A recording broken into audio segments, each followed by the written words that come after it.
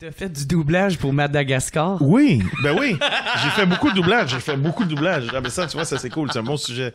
J'ai fait beaucoup de doublage. Moi, j'étais un fan fini de films d'enfants. Ah oui, mais j'ai fait beaucoup de doublage. Alors, tu vas être surpris parce que des fois, je sais pas si j'ai fait Mulan.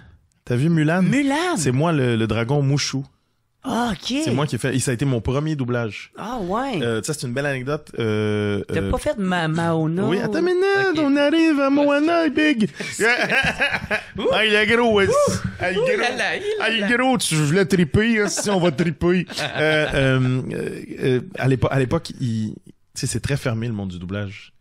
C'est assez fermé, c'est toujours les mêmes, puis ça rapporte quand même ceux qui font du doublage de séries, de films régulièrement, mais ils gagnent très bien leur vie, puis c'est normal, ils gagnent mieux leur vie souvent que des acteurs connus, parce qu'ils travaillent tout le temps, ils travaillent toute l'année. Donc, ils cherchaient quelqu'un pour faire la voix d'Eddie Murphy dans Mulan.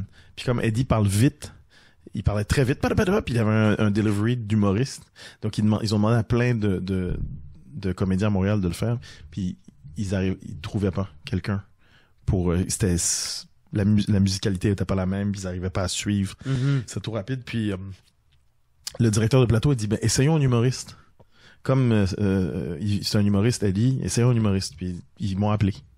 Puis j'ai passé le test, puis je l'ai eu. Fait que ça a été d'adon. Je l'ai eu. Oui, ça a été complètement ça aussi.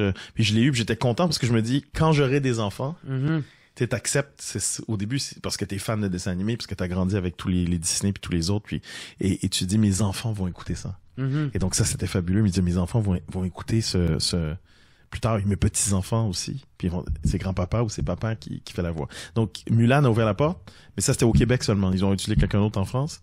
Après j'ai fait ça s'appelait La Ferme se rebelle en Europe, et ici ça s'appelait je pense que c'est ça. Non, ils ont changé de nom. C'était La Ferme en folie ou je sais pas quoi. Ah, OK, peut-être. Après, j'ai fait Les Madagascar. Donc, 1, 2 et 3, Marty le Zèbre, c'est moi. Marty le Zèbre, j'ai fait La Princesse et la Grenouille. Je sais pas si t'as vu ça. La Princesse et la Grenouille, le Disney où je fais Ray la Luciole. Je devais faire Le Prince au début. Puis celui qui avait été choisi pour faire la voix de Ray, il n'arrivait pas à chanter, parce qu'il fallait jouer et chanter en même temps. Donc, il pouvait pas faire les deux. Donc, ils m'ont fait venir pour faire la voix chantée. Est-ce que tu arrives à... Oui. Puis après, il dit, fais les deux. Fais les deux. Donc, j'ai fait les deux, puis j'ai adoré. J'ai une belle... T'as fait Le Prince et la Lucie? Non. Et après, Happy Feet. OK. Dans Happy Feet, c'est le seul film où j'ai fait deux voix. Les pingouins? Les pingouins. Les petits pieds du bonheur, je pense, au Québec, ça s'appelle.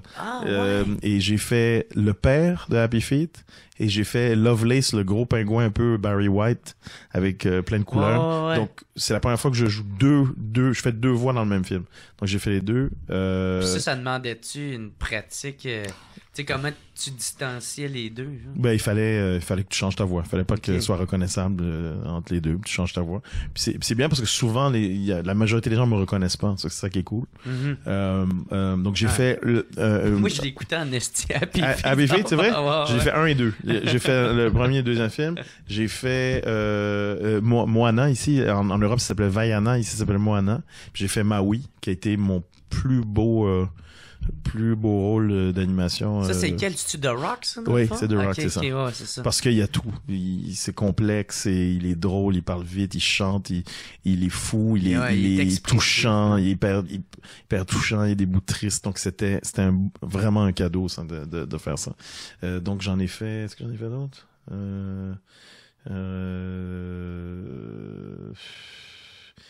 Il me semble qu'il y en a un qui me manque. La Ferme se rebelle, j'ai fait Princesse, Mona, les 3 Madagascar. Et je pense qu'ils vont faire un 4e Madagascar. Ah ouais.